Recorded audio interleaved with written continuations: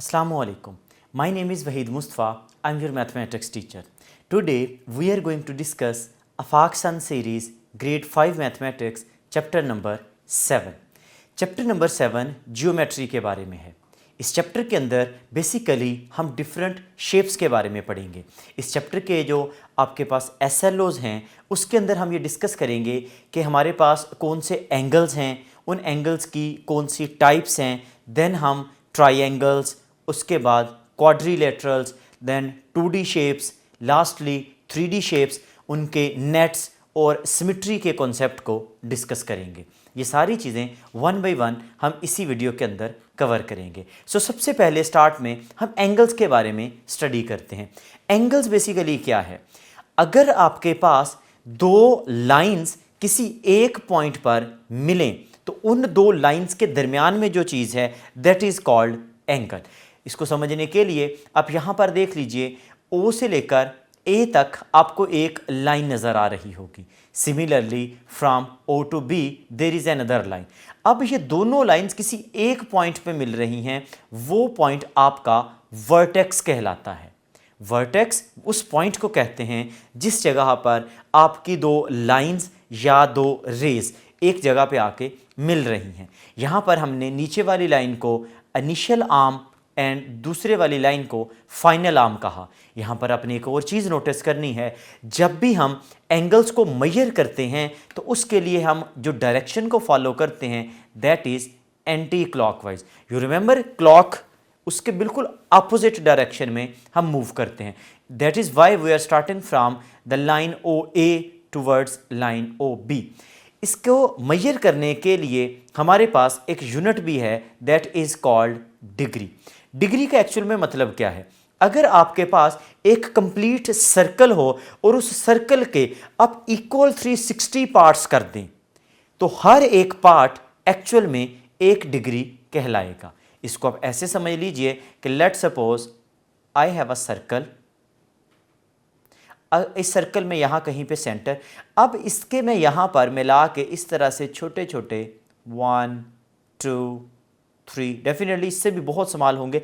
इस तरह से अगर मैं इसके टोटल मिला के अगर 360 पार्ट्स कर दूं तो हर एक पार्ट मेरे पास एक डिग्री कहलाएगा। डिग्री के लिए आप उसके ऊपर एक छोटा सा यहाँ पर सर्कल डालेंगे, that is known as degree sign. ये आपके पास एंगल का बेसिक कॉन्सेप्ट है कि जिसके अंदर दो लाइंस किसी एक पॉइंट पर मिलेंगी। अब एंगल्स की कुछ टाइप्स हैं जिसके अंदर सबसे पहले हमें एक नज़र आता है राइट एंगल। राइट एंगल का मतलब है अगर दो लाइंस एग्जैक्टली एक दूसरे के ऊपर परपेंडिकुलर हो, like there is another line like this, उसके ऊपर एक और लाइन आ जाए जो कि कुछ इस तरह से मीट करे, तो यहाँ पर जो मेरे पास एंगल बनेगा, बेशक इस साइड पे मैं बात करूँ, so that angle is known as right angle. इसको आप 90 डिग्री का एंगल भी कहते हो। इसके लिए हम एक छोटा सा स्क्वायर यहाँ पे ऐड करते हैं। सिमिलरली नेक्स्ट हमारे पास एक एंगल है that is called acute angle. Acute angle का मतलब होता है ऐसा angle that is greater than 0 but less than 90 degree.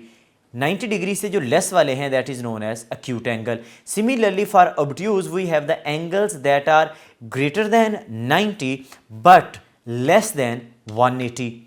If our angle is exactly equal to 180, so this is known as straight angle.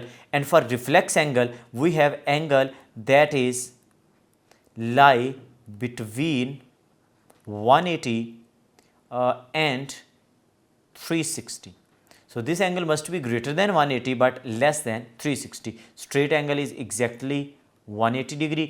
Acute angle is between 0 and 90 and this angle is between 90 and 180. So यहाँ पर हमारे पास अब कुछ examples हैं, हम वहाँ से इनको सेपरेट करते हैं। सबसे पहले मुझे अक्यूट एंगल को देखना है, तो अक्यूट एंगल का मतलब है that angle which is less than 90 degree. 70 degree is an acute angle, 70 मैं यहाँ पे लिखूँगा।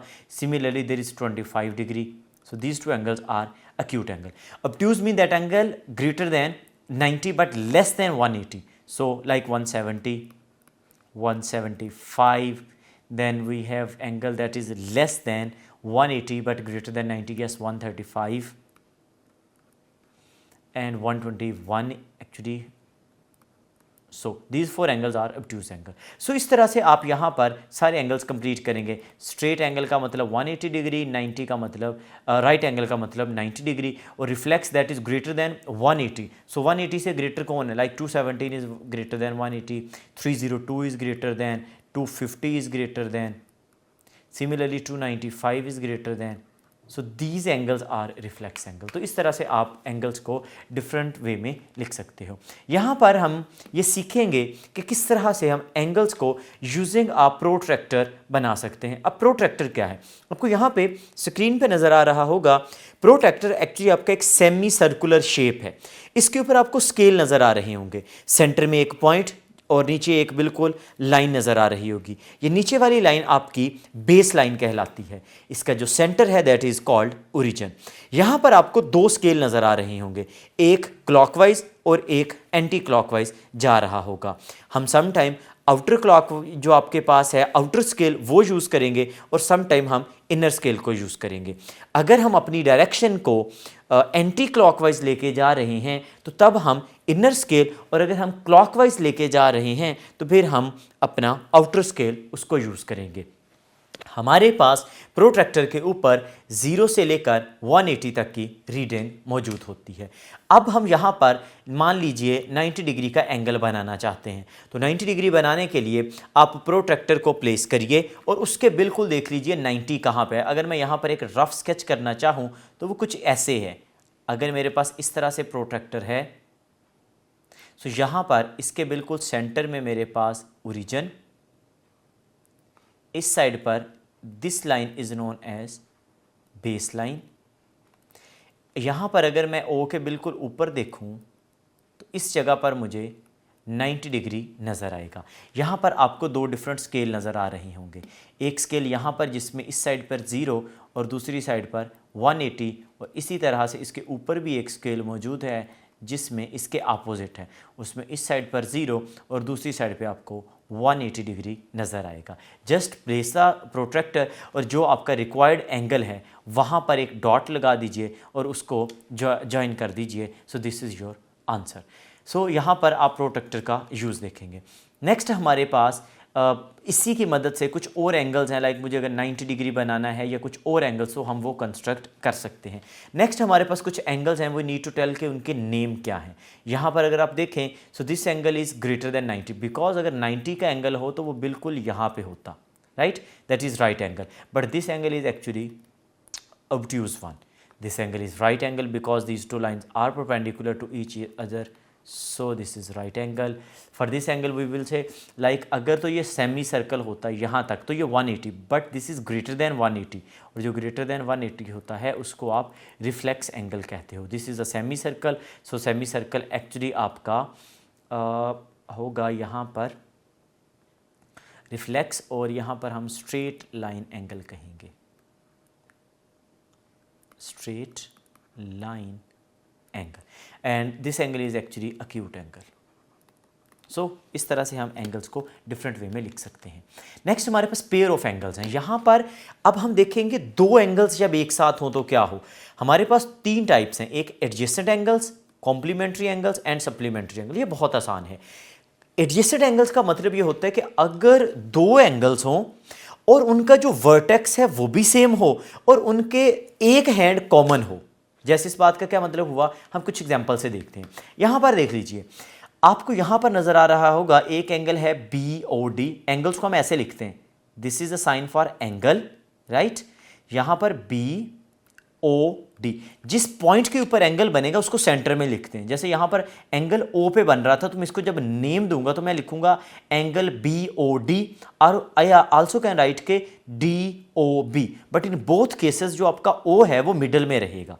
You can't name this angle like DBO, this is not the right angle, right? So this is angle BOD, right? And the next angle is angle AOB, angle AOB। But यहाँ पर आप notice करिए, दोनों angles जो हैं उनका vertex तो common है, दैट इज O, बट उनके जो हैंड्स हैं वो बिल्कुल डिफरेंट है। लाइक एक एंगल के हैंड्स में OB और OD यूज हो रहा है, बट दूसरे एंगल्स के हैंड में OA एंड OB यूज हो रहा है। So there is no common actually hand, like there is a common vertex but उसका एक हैंड भी कॉमन होना चाहिए, so this is not adjacent, right. अब यहाँ पर आप इसको याद रखने के लिए एक और मेथड जहन में रखिए। अगर आपके दो एंगल्स एक दूसरे के साथ में मीट करें, जैसा आपको पार्ट डी में नजर आ रहा होगा, ये एक दूसरे के साथ मीट हो रहे हैं, जिधर एक एंगल खत्म हो रहा है उसी जगह से आपका दूसरा एंगल स्टार्ट हो रहा है, so this is actually adjacent angle. This one is not adjacent because these two angles are not joining each other. This angle is not also not adjacent. The reason is कि these angles are overlapping. So जो angle आपके overlap करते हैं वो भी आपके adjacent angles नहीं होते। यहां पर हम नेक्स्ट कॉम्प्लीमेंट्री एंगल्स की बात करते हैं। कॉम्प्लीमेंट्री का मतलब ये होता है कि when two angles are added to each other और आपका जो टोटल आंसर है वो 90 डिग्री दिया जाए। दो एंगल्स अगर मिलकर टोटल 90 बना दें तो वो कॉम्प्लीमेंट्री एंगल्स कहलाते हैं। वो एडजेसेंट भी हो सकते हैं और वो नॉन एडजेसेंट एंगल्स भी हो सकते हैं। जैसे यहाँ पर देखिए we have 65 and 25, these are adjacent angles, right. जिस जगह पर एक एंगल खत्म हुआ उसी जगह से दूसरा एंगल, बट अगर मैं इन दोनों को ऐड करता हूँ तो क्या मुझे आंसर में 90 मिला? Exactly. So we will say these two angles 25 and 65 are complementary angles, or we can say that 25 is the complement of 65 or 65 is the complement of 25. These two angles 40 and 1 of 40, these are not complementary angles. If I add these two values 40 and 140, we have a total of 180. There is another name for these angles, that is supplementary. Supplementary. If two angles are added to each other and the result is 90 degree, then these two angles are called complementary angles. But if their total is 180 degree, then these angles are called supplementary angles. यहाँ पर part D आपको complementary angle मिल रहा होगा। यहाँ पर supplementary में again जैसे मैंने आपको ऑलरेडी बता दिया, अगर दो एंगल्स आपको ऐड होकर 180 का रिजल्ट दे दें तो these angles are known as supplementary angles. Next हमारे पास एक मैथमेटिकल शेप है, that is known as triangle. Triangle shape आपने रियल लाइफ के अंदर कई जगहों पे देखी होगी, जैसे यहाँ पर आपको एक सैंडविच नजर आ रहा होगा। ट्राइंगल में खास बात क्या होगी? सबसे पहले उस वर्ड को समझिए। ट्राई का मतलब होता है 3, एंगल्स का मतलब हो गया एंगल्स। तो अगर एक ऐसी शेप हो जिसके अंदर टोटल 3 एंगल्स हों तो वो आपके पास एक्चुअली ट्राइंगल कहलाती है। यहां पर एक और बात याद रखिए, ट्राइंगल की टोटल आपके पास 3 साइड्स हैं। जैसे यहां पर देख लीजिए MN, NO and OM। Similarly there is another angle, there is another one and there is another one, so there are total 3 angles and 3 sides in a triangle. But यहाँ पर आपके पास कुछ कंडीशंस भी हैं, वो भी हम देखेंगे। But before that we have to identify the types of the following triangles with respect to their sides. So actually there are 3 types of triangles. Let me write it for you. First one is equilateral, second one is isosceles, third one is scalene. इन बातों का मतलब क्या हुआ? अगर एक triangle की 3 sides equal हो जाएं तो उस ट्राइंगल को हम इक्विलैटरल ट्राइंगल कहते हैं। जैसे कि पार्ट डी को देखिए, इसकी तीनों side, this is 3 centimetre, this is 3 centimetre and this one is also 3 centimetre, so we will say this triangle is equilateral, right. Similarly isosceles mean if 2 sides are equal, 2 sides are equal. So see, in part A we have 2 sides equal, that this is 2 centimeter and this one is also 2 centimeter, so this is actually isosceles. And scalene is when all sides are different, all sides are different, all sides are different. So you see in part B 5 4 3 कोई भी ऐसी side नहीं है जो same होगी, so it means that कि this is known as scalene triangle. Part C को देखिए और उसको यहाँ पर आंसर करने की कोशिश कीजिए कि वो आपके पास कौन सी टाइप होगी। यहाँ पर अगेन ट्राइंगल के कुछ और भी नाम है, but these are with respect to their angles. These 3 types are with respect to their sides and there are another triangles with respect to their angles. Similarly इनके भी 3 नाम हैं। उसके अंदर एक आपकी है right angled triangle, Second one is acute angled triangle, and third one is obtuse angled triangle, right. यहाँ पे इनके नाम देखते हुए आपको कुछ आइडिया हो गया होगा सिमिलर, क्योंकि हम ये 3 वर्ड्स ऑलरेडी एंगल्स के कॉन्सेप्ट में पढ़ चुके हैं। सो राइट एंगल का मतलब ऐसा हो कि जिसके अंदर 90 डिग्री का एंगल हो। So if I see this part D, this is actually right angle.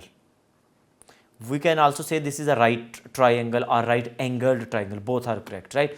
Acute का मतलब था angles that are less than 90 degree. So अगर आपकी ट्राइंगल के अंदर are angles are less than 90 degree हो तो वो आपकी अक्यूट ट्राइंगल कहलाएगी। जैसा कि पार्ट बी में देखिए, this is acute one because all the angles are less than 90 degree, 60 less than 60 and 60। यहाँ पर एक और बात याद रख लीजिए, ट्राइंगल के अंदर जो तीनों एंगल्स हैं अगर उनको ऐड किया जाए तो आंसर हमेशा आपका 180 डिग्री आता है। Like 60 plus 60 plus 60, this is 180। अगर ट्राइंगल के कोई आपने शेप बनाई और उसके अंदर जब एंगल्स को मेजर किया उनका टोटल 180 नहीं आया, इट मीन्स कि वो फिर ट्राइंगल ही नहीं है। So next is obtuse. Obtuse का मतलब था that is greater than 90 degree. So at least एक ऐसा एंगल होना चाहिए जो 90 डिग्री से ज़्यादा हो। जैसे पार्ट ए में देख लीजिए 120 डिग्री, इट मीन्स दैट कि this angle is clearly greater than 90 degree, so this one is obtuse. और इसी तरह से इसको आप देखते हुए आंसर करिए। नेक्स्ट हम कंस्ट्रक्शन ऑफ ट्राइंगल्स में देखेंगे कि किस तरह से हम एक ट्राइंगल को ड्रॉ कर सकते हैं। सो यहाँ पर डिफरेंट सिनेरियोज हैं। In first scenario we have to draw triangle that is P Q R in which angle P is 80 degree, P Q is 5 centimetre. अब इसके लिए आपको कुछ कंस्ट्रक्शन के लिए वर्क चाहिए, आपको कुछ गैजेट्स चाहिए, आपको स्केल चाहिए, आपको एक प्रोट्रैक्टर चाहिए, आपको इसमें एक पेंसिल की भी ज़रूरत होगी। सो सबसे पहले आप इसके वर्किंग रूल्स में आपको बता देता हूँ। उसमें आप क्या करेंगे, सबसे पहले आप यहाँ पर एक लाइन लगाएंगे that is P Q. So ये मैं बिल्कुल रेंडमली लाइन लगा रहा हूँ without doing calculations. So this is starting from P to Q, this is not to scale, right. मैं बिल्कुल स्केल को यूज़ नहीं कर रहा, रेंडमली यहाँ पे लाइंस लगा रहा हूँ। सो this is, let's suppose this is 5 centimetre. Now angle P 80 degree होगा, तो P के ऊपर अपने प्रोटेक्टर को प्लेस कीजिए। उसकी बेस लाइन इस लाइन के ऊपर आएगी यहाँ पर, और इस जगह पे आप देख लीजिए कहीं पे आपको 80 डिग्री बनता हुआ नज़र आएगा। मे बी एग्जैक्ट यहाँ पे ना हो बट इसी जगह पर कहीं पे नज़र आएगा।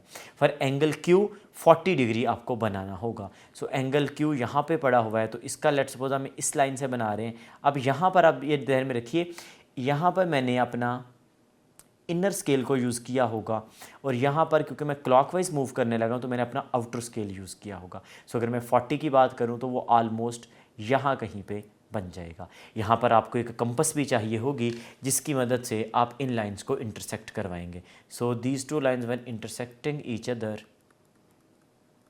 लाइक दिस, सो यहाँ पर आपका एक पॉइंट आ जाएगा और ये आपकी टोटल एक ट्राइंगल बन जाएगी इस तरह से। But you need to use your protractor and scale very carefully. यहाँ पर एक और आपको ट्राइंगल्स नज़र आएंगे। ये सारा आपका कंस्ट्रक्शन का वर्क है जो कि आप ज्योमेट्री का यूज़ करते हुए करेंगे। ट्राइंगल के बाद जो हमारा अगला कॉन्सेप्ट है वो क्वाड्रिलेटरल्स के बारे में है। क्वाड्रिलेटरल का क्या मतलब है? क्वाड का मतलब होता है 4 और लेटरल का मतलब होता है साइड। सो कोई ऐसी शेप जिसके अंदर आपके पास 4 साइड्स हों तो वो आपकी क्वाड्रिलेटरल कहलाती है। क्वाड्रिलेटरल की बहुत सारी टाइप्स हैं जिनमें से कुछ हम यहाँ पर डिस्कस करेंगे।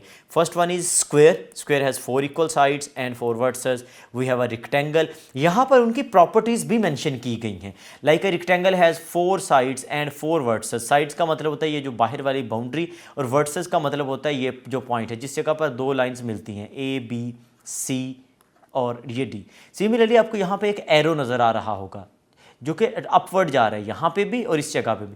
इस एरो का मतलब होता है कि ये पैरेलल है। These two sides are parallel, और पैरेलल लाइंस ऐसी लाइंस को कहते हैं that never cross each other, that never meets. So these are parallel lines. Similarly if you see यहाँ पर आपको डबल एरो नज़र आ रहा होगा, तो इट मीन्स के अपर जो आपकी लाइन है वो बिलो वाली लाइन के भी पैरेलल होगी। फिर आपको ये जो सिंगल डैश नज़र आ रही होगी ये बेसिकली इक्वल को रिप्रेजेंट करती है, because in case of rectangle the opposite sides are equal. यहाँ पर इनकी प्रॉपर्टीज़ दे रखी हैं, उनको आप केयरफुली पढ़िए और यही प्रॉपर्टीज़ आपको इन सर्कल्स में गिवन बॉक्सेस में कंप्लीट करनी होगी। You have to write the properties for square, rectangle, parallelogram, और पीछे से आप उनको देखिए और यहाँ पर उनकी प्रॉपर्टीज़ को लिखिए। Next we have to construct squares and rectangle. Squares और रेक्टेंगल ऑलमोस्ट सेम कंस्ट्रक्शन है, बट यहाँ पर आपने एक बात जहन में रखनी है। हमने ये तो पढ़ लिया कि एक जो square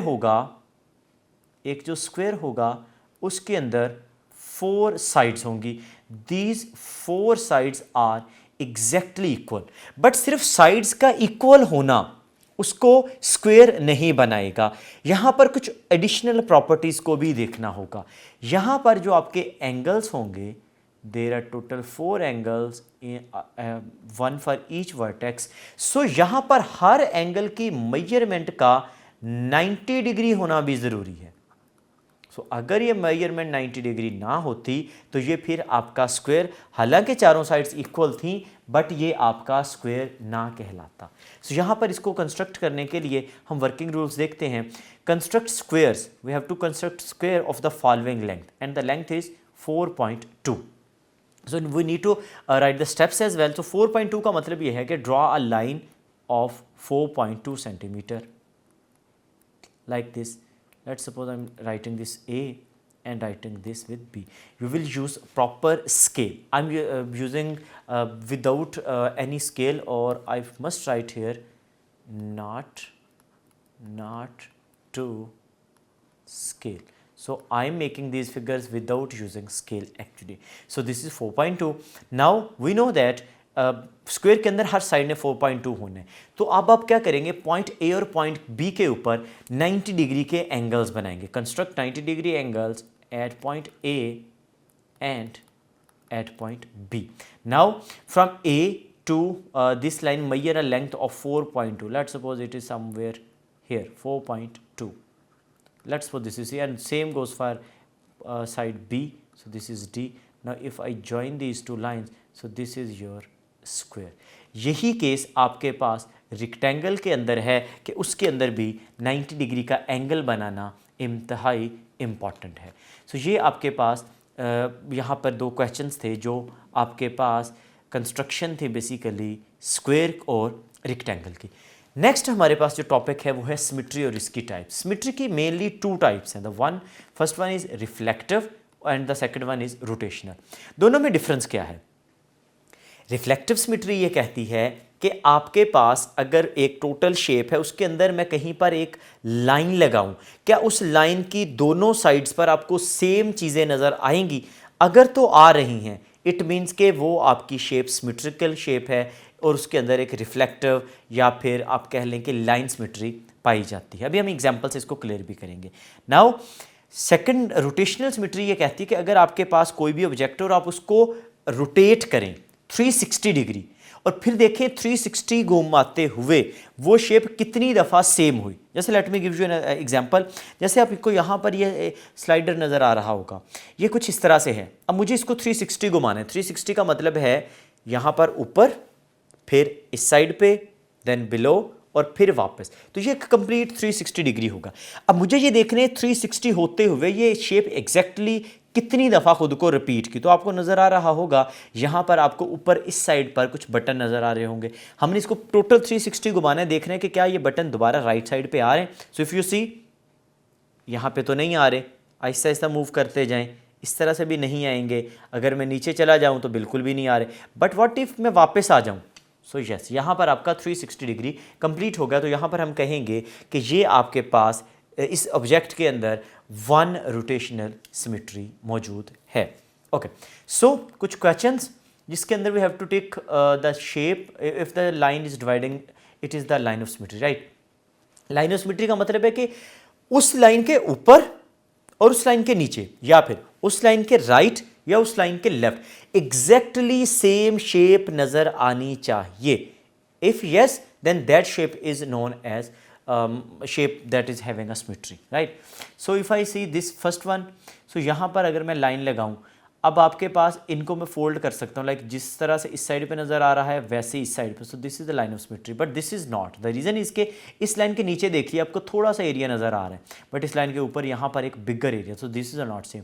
these are same because line ये एरो के बिल्कुल सेंटर में, जैसा एरो के इस साइड पे पार्ट मौजूद है सेम वैसा ही दूसरी साइड पर. This is the line of symmetry, this one is not. The reason इसके ये सेम नहीं है बिकॉज यहाँ पर अगर मैं लेफ्ट साइड पे देखूँ तो ये डाउनवर्ड जा रहा है, राइट पे देखूँ तो अपवर्ड, तो दोनों साइड्स पे सेम तो नहीं है. So this is not.